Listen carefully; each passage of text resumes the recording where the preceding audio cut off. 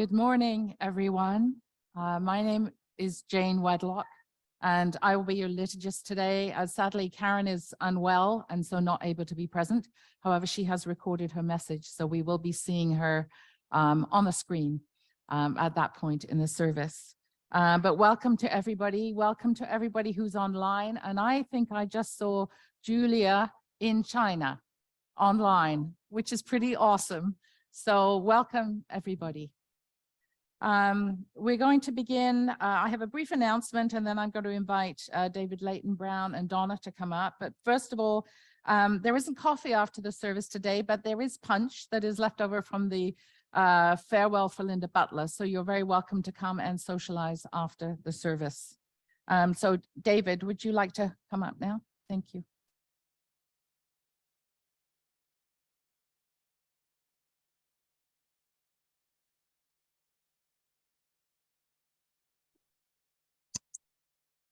Thank you. I'm speaking to you on behalf of the Ministry and Personnel Committee. One of the things the M&P Committee does is conduct an annual review of each of our members of staff.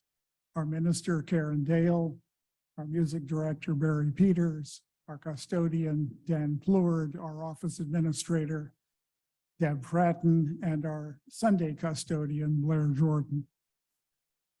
For the past 3 years, because of the pandemic, like every United Church congregation across the country, we've conducted a so-called abbreviated review. But this year, we are back finally to the practice of conducting a full review, which includes inviting all members of the congregation to submit any input they would care to give us about any one or more than one of our staff. So this is my invitation to all of you to please let us know what your experience has been and what impressions you want to share with us. You have to do that in writing, either electronic writing by email or an actual physical letter that you can put in an envelope addressed to M&P and send or drop off at the church office. The Manual of the United Church of Canada instructs all M&P committees not to consider any anonymous communications.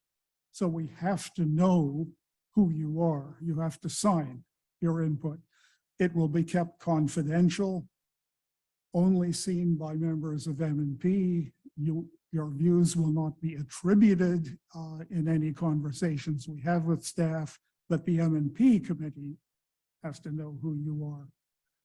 So please either send an email to me, and my email address was included in an email that was sent out to all members of the congregation this past week. But for those of you who haven't opened that one, it is dlbrown, DLBROWN @yorku.ca. Or you can check that email for confirmation. If you lose it, you'll have to actually send an actual letter to M&P at the office. We'd like to get all of that input by the end of May so that we can conduct our review meetings in June. So you have until May 31st to send us your views. Thank you to those who have already done so, but we look forward to hearing from as many people as possible. Thank you. And I invite Donna Smith to come up.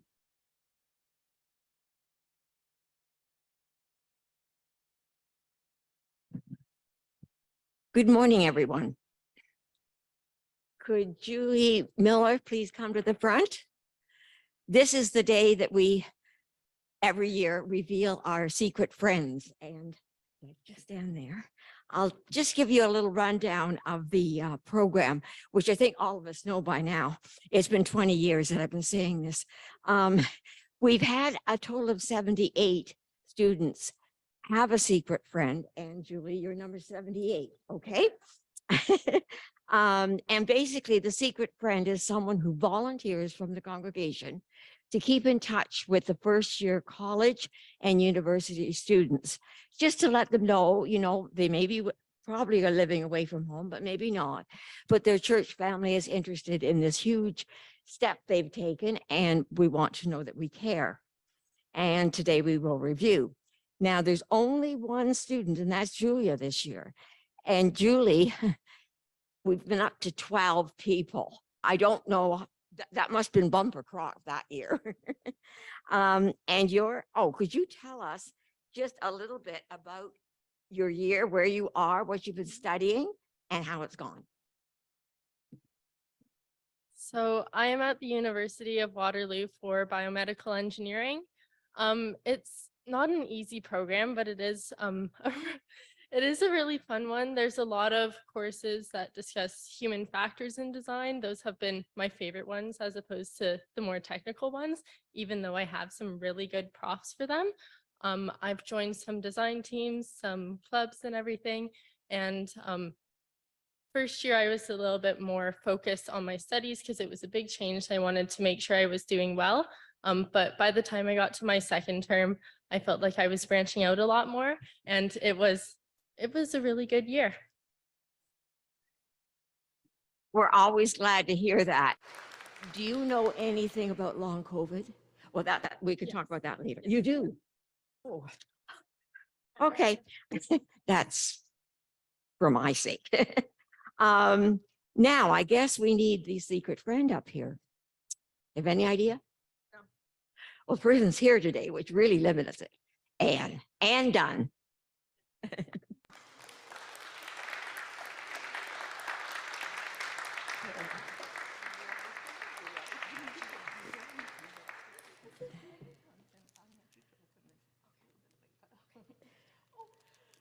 Yeah.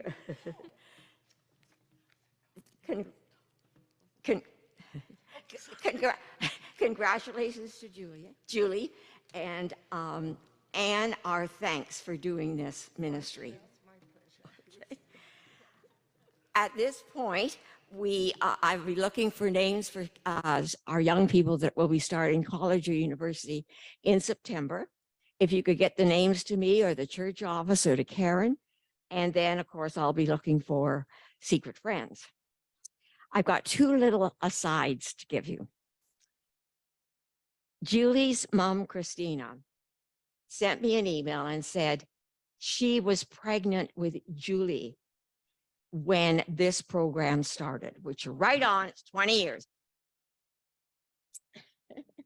And she was a secret friend for Vanessa May. Remember Vanessa? She wasn't quite as tall as that. But anyway, she is established in her teaching career, and she's got two young boys. See, time does go, doesn't it, Christina? The other thing I said, I can't believe this, this week I got in the post office, from the post office, a card about that size, okay? And our program, this program seems to work fairly well, but not so with the post office. Of course, I asked the Sacred Friends to put my return address on any cards or anything they send. So then it comes to me and we don't have to worry about, revealing the secret friend. Well, this card was mailed by the secret friend to the student December 2015.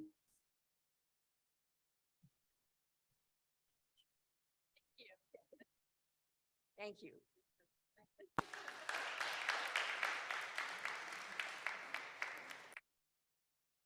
Let's center ourselves now with some music from Barry.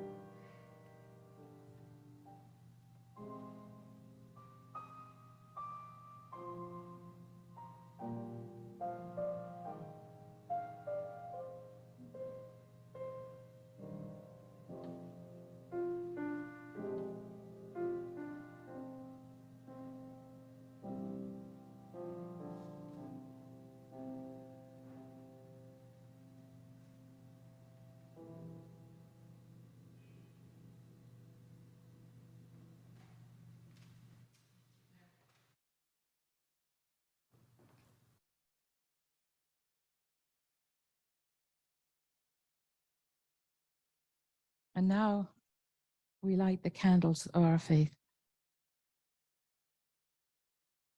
The candle of our faith in Jesus,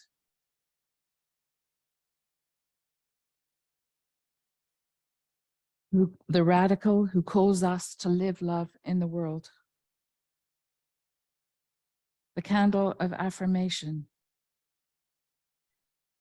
whose light draws the circle wide. The candle of reconciliation, lighting a path to healing and mending broken covenants.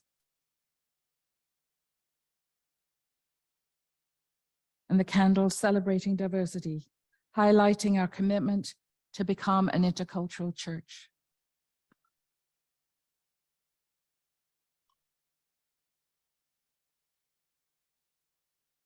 And our land acknowledgement and commitment to justice. Since time immemorial, First Nations people have both a physical and a spiritual connection to the earth, which is based on respect and gratitude. The nature of this tie is not one of ownership, but one of stewardship. As the earth warms and the waters rise, Indigenous communities are on the front lines of climate change, from James Bay to Nunavut. May we hear their cries for justice, joining them and the earth to work for healing. And now let us join in the call to worship.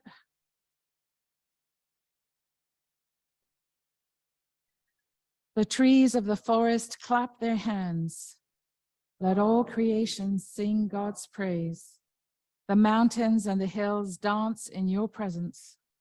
Let all creation sing God's praise. The people of the earth feel new life rising. Let all creation sing God's praise. And let us pray. God of the universe, you placed the earth in our trust. Help us to preserve it wisely, partnering with you, turning from the senseless destruction of our earth home. Give us the gift of prudent lifestyles, the treasuring of the simple gifts of earth, air, light, and water. Let all creation reflect a sacred wonder, and all creatures sing in their own voices. Amen. And we're going to join now in a hymn, Like a Tree Beside the Waters, that is not in the hymn books, but the words will be on the screen.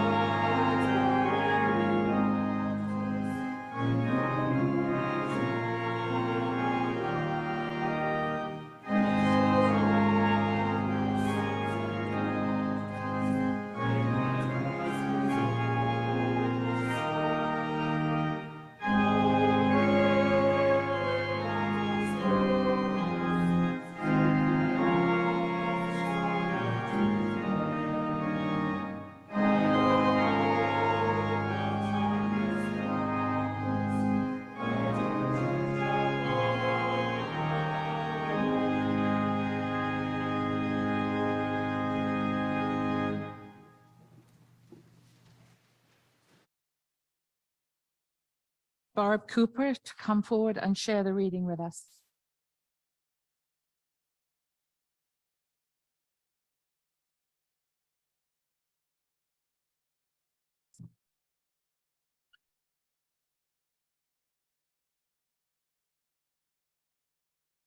The book of Revelations was composed about 95 years after the death of Jesus and is addressed to churches in the region of modern-day Turkey. It is named after John, but which particular John is uncertain. The book of startling and sometimes perplexing end times imagery is the final book of Christian scriptures. The images of the river and the tree of life from the Revelation of John connect back to the story of the Garden of Eden in Genesis, which interestingly is the first book of Hebrew scriptures. Listen for how healing and renewal take the place of the curses found in the Genesis story.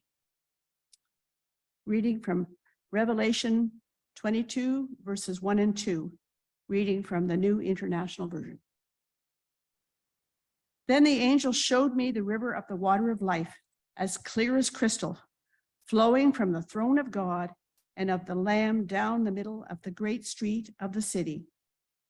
On each side of the river stood the tree of life, bearing 12 crops of fruit, yielding its fruit every month.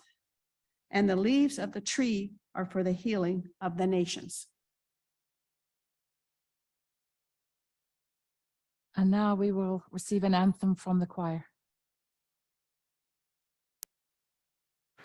Thank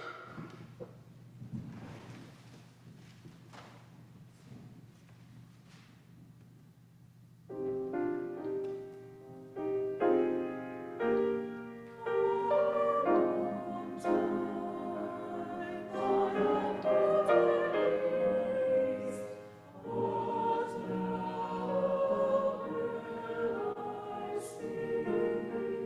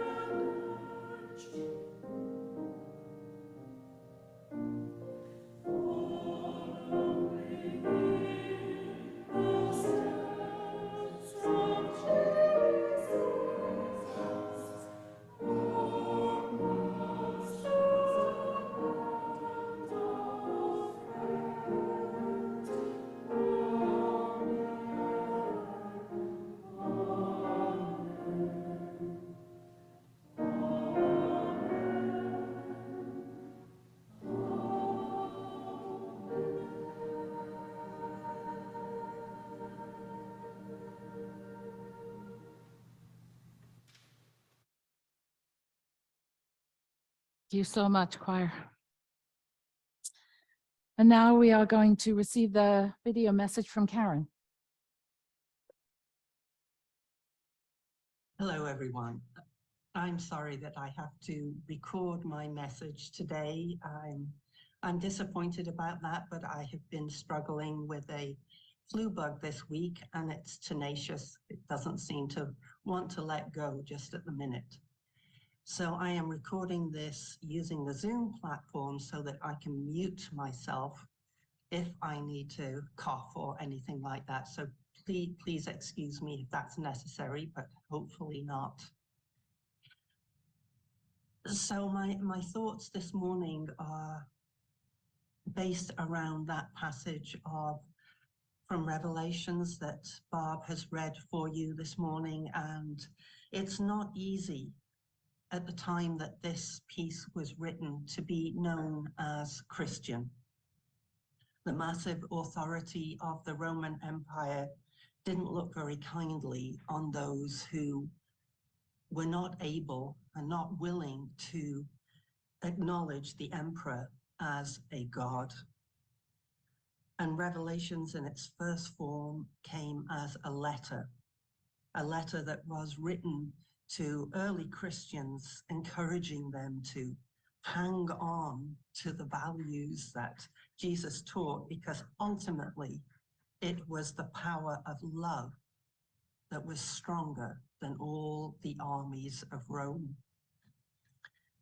And here we are today, reflecting on a snippet of those words from that letter, which has now become incorporated as a book in the biblical canon. So it seems that the writer was spot on, that the power of love cannot be silenced.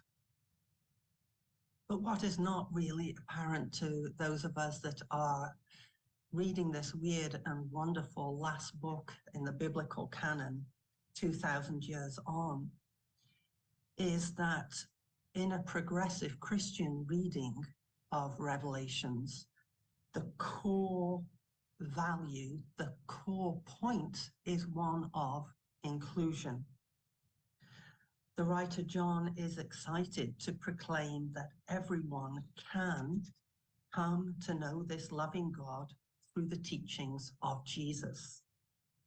Christianity is not a prerequisite for coming to God, but it is a way of bringing people to God regardless of culture, language, status, any kind of difference. Anyone can choose to become Christian. And this might come as a bit of a surprise, especially because it's not the interpretation that many more evangelical expressions of Christianity use. So in this last chapter of the last book of the biblical canon, we have a vision of how this inclusive love of God might be experienced.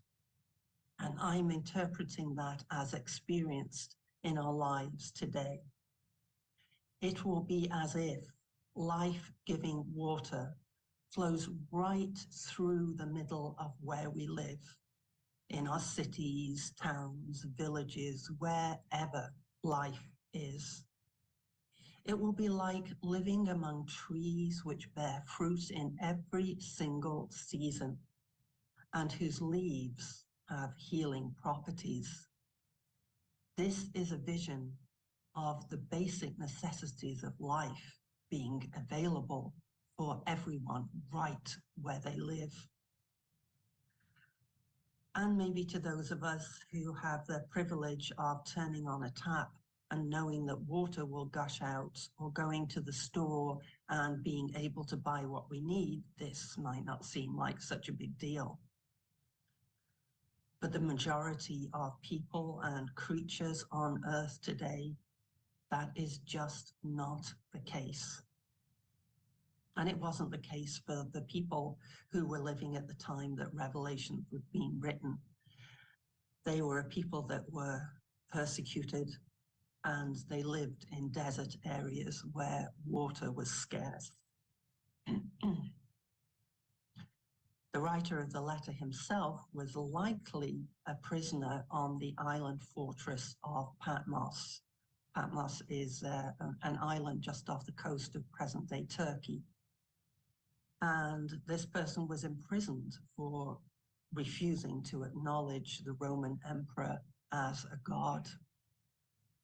So this, I believe, is a vision worth aspiring to, that new life rises when we act from a place of love for all creatures, for all people. Jesus is present among us when we live that love in the world. And it's not an easy task. Even when we're trying our best to do this, we make mistakes. Richmond Hill United Church has been in a conversation with the New Life Korean Methodist Church, trying to reconnect with them after the long years of pandemic isolation. New Life share our space and worship in our sanctuary. It was good to meet in person. 3 people from each congregation, including myself and Pastor Kang. Much of the conversation took place through an interpreter, which slows the pace of the conversation and the exchange. And I found it very helpful because it enabled me to listen more deeply and choose my words carefully. This is helpful because it's probably helpful in all our exchanges to be a little bit slow, to be considerate of what we say, because even though we might speak the same language, it doesn't necessarily mean that each of us hear and interpret the words in the same way. So in our time together with New Life, there was a spirit of openness and a desire to understand each other a little bit more fully. That is how I experienced the exchange. And as our time was coming to a close, it was apparent that the folk from New Life had another question to ask. The atmosphere became a little awkward, but after some hesitation, they said, Richmond Hill United Church is further along the road of celebrating LGBTQ+ communities and people. You are further along than we are.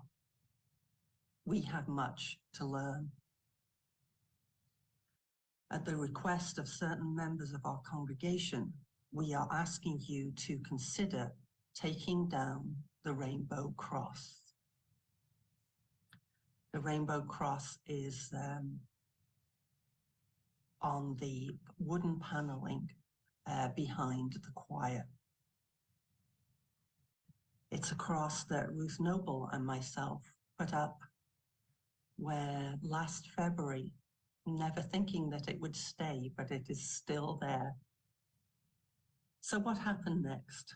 Well, the question was taken to the vision keepers who oversee the affirming ministry, and the statement, that the encompassing statement of who we are as an affirming congregation says this: we are committed to the inclusion.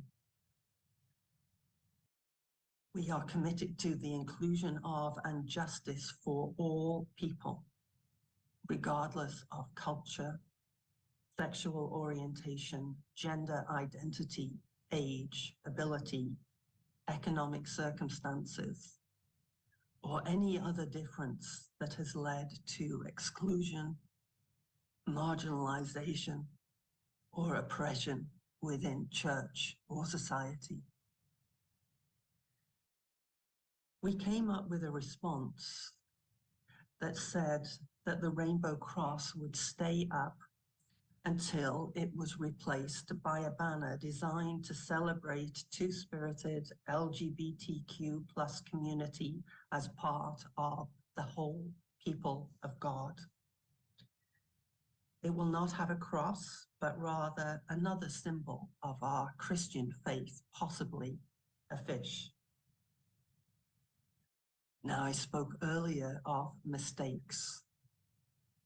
This was a mistake. I'm grateful for the courage of those who have spoken out and shared deep-rooted concerns. The bottom line is we cannot take down that cross because it has become one of the symbols of who we are as an affirming congregation. A retraction letter is in draft form and circulating amongst various groups within our faith community. And when that has been firmed up, it will be sent to New Life Korean Methodist Church. So now, the hard work of healing within our faith community begins. And I wonder, might this include ongoing conversations with New Life Methodist Church? I do hope so. On each side of the river stood the tree of life, bearing 12 crops of fruit, yielding its fruit every month. And the leaves of the tree were for the healing of the nations. This vision of inclusive love is worth holding on to, even as we remember that nature tells us things like the date tree. It takes 80 years to bear fruit. So let us plant dates, even though we might never eat them. We must live by the love that is a stubborn commitment to the future. And in the midst of this, find time to heal and rejuvenate. And I'd like to close with some words that I found from Thea Nightfield. She's an ordained. Just hang on 1 minute.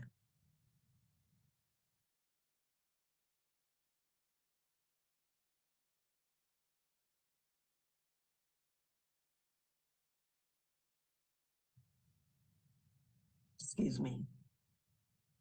So Thea is an ordained minister within the Unitarian Universalist Church. She's now retired, but is working in restorative justice. And she works in the state of Kentucky. And she wrote this, she calls it wild healing.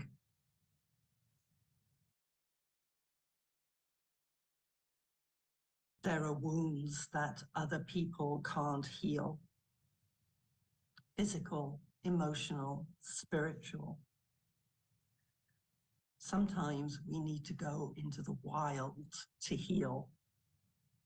To put yourself into a wild place is to let it touch who you are. Let it touch your very essence and let the healing begin.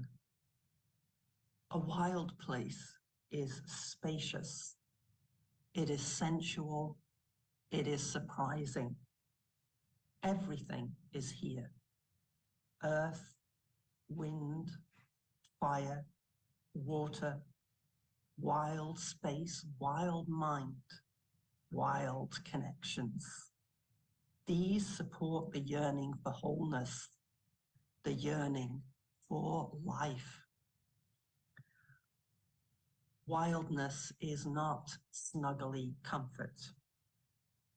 Comfort is helpful for rest, but comfort does not heal. Healing has to do with discomfort and the strains of expansion. Taking in wildness renews what has atrophied and perhaps paralyzed. Life's adventure calls us to give and receive the energy we call love.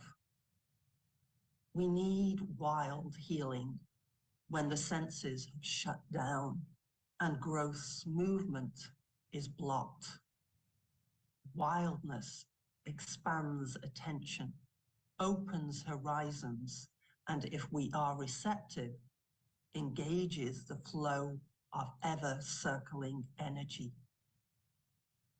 The healing time is unstructured, unfocused, seemingly aimless. It is wild. Healing places are essential for healing time. May we find our healing places. May we make time to heal so that we can live God's love in the world. May it be so.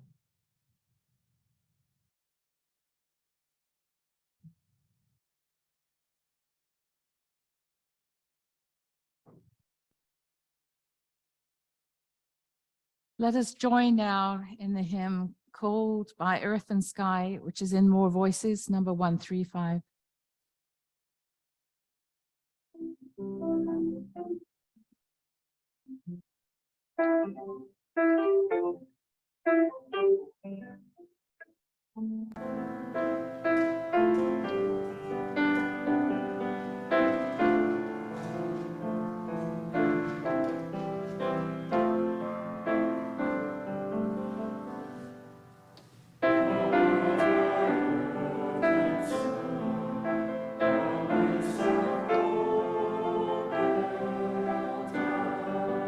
This is God's sacred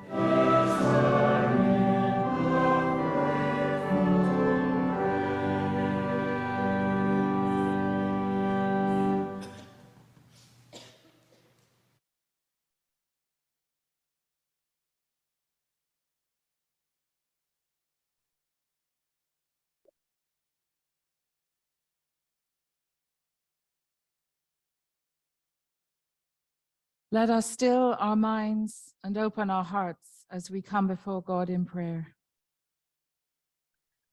Giver of life, we begin our prayers in gratitude for the bounty that has been bestowed upon us. Our earth home, a stunning blue orb suspended in space within the universe that allows us to live and breathe, connected in kinship with the intricate web of life, the sun, the moon, the air, and all the creatures of the waters, the skies, and the earth. May we acknowledge each day the wonder of this bounty. As we walk in the woods, we listen to the earth, to myriad sounds of nature, the music of wind song. Observe deep roots of towering giants, tiny lichen, branches lifted high under stories shaded, old life decaying so that new life can begin. May we acknowledge each day the wonder of this bounty. Loving God and sustainer of life, may we do everything in our power to be partners in this astonishing enterprise, acutely aware of what needs to die in us, to be let go of in order for new life to emerge. May we willingly embrace the knowledge that will inform changes that are needed in our daily lives, the choices that we make. May we live simply so that others can simply live, relishing small and holy moments, gladly sharing our abundance, and being transformed in ways that we can hardly imagine. Grieving God as the earth groans from forces of power and greed, we remember the increasing numbers of places and those who are impacted by the climate crisis, by war, by corruption, that need our sacrifice, our love, and our commitment to work for justice, following in the way of our brother Jesus. Loving one, this Sunday we are celebrating the Secret Friends ministry that has been part of the life of this church for so many years. We recognize and give thanks for the faithful leadership of Donna Smith and all those in this congregation who have supported our young people, and that this ministry of being remembered and supported is an act of love. Let us now in silence lift up those close to us who are in need of comfort and reassurance in these difficult times.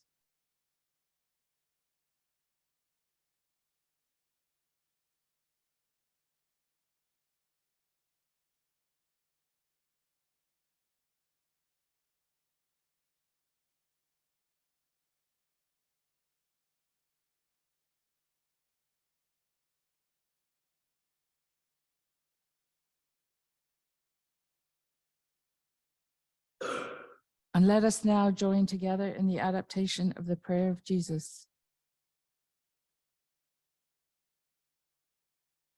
Eternal Spirit, earth maker, pain bearer, life giver, source of all that is and that shall be, Father and Mother of us all, loving God in whom is heaven, the hallowing of your name echo through the universe. The way of your justice be followed by the peoples of the world. Your heavenly will be done by all created beings. Your commonwealth of peace and freedom sustain our hope and come on earth. With the bread we need for today, feed us. In the hurts we absorb from one another, forgive us. In times of temptation and testing, strengthen us. From trials too great to endure, spare us. From the grip of all that is evil, free us. For you reign in the glory of the power that is love, now and forever. Amen. And now let us join together in verses 1, 3, and 4 of the Voices United hymn, I See a New Heaven, number 713.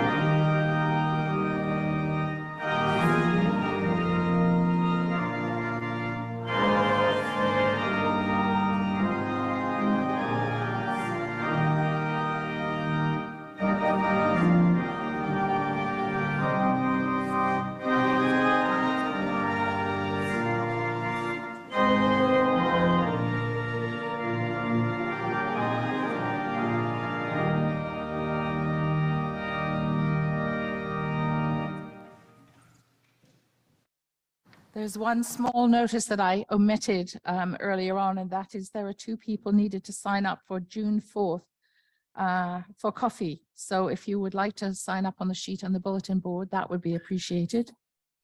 But now our blessing, go and act for the care of creation. Go and learn for the sake of creation, and go and pray for the love of creation.